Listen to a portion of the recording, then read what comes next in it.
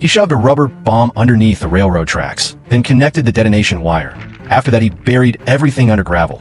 No one would be able to discover it. Finally, he grabbed the detonator and hid in a nearby grove of trees. His goal was to blow up the German military supply train, but as the train drew closer and closer, he hesitated. There were actually hostages tied to the front of the locomotive. To avoid harming them, Jimmy could only detonate the bomb early. This also gave the engineer enough time to react.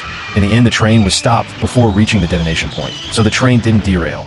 So now the German forces only had to repair the tracks, and they could keep moving. Mission failed. Jimmy could only activate Plan B, but it wasn't going very smoothly. Because of the earlier explosion, the German commander had already sent out a large number of soldiers to search the entire forest. Even though Jimmy had a very serious leg injury, he was still grinding his teeth and pushing through. Fortunately, he was quite familiar with the terrain around here. After rolling down a steep slope, he finally reached the tool shed by the tracks. Jimmy took out a wrench from inside and unscrewed the bolts on the rail one by one.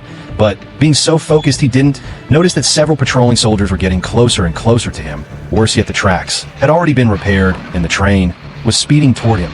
After hearing the train whistle, Jimmy sped up his movements. Besides loosening the screws, he also used a hammer to knock out all the spikes securing the rails. Fortunately, the sound of the moving train was loud enough to cover the hammering sounds. Otherwise, he definitely would have been heard by the soldiers. After everything was done, Jimmy dragged his injured leg and hid in the grass nearby. But these few soldiers were still patrolling. Seeing the small shed ahead, they quickened their forward steps. If the parts on the ground were discovered, not only would this mission completely fail, but Jimmy would also very likely get caught. Fortunately, at the critical moment the train coming from behind arrived at that spot, they had no choice but to give up walking and boarded the train. But the German commander was still very cautious. He quickly climbed up to the engine and looked through his binoculars, heading the dismantled track ahead. But it was already too late. The train was only a few meters from the track.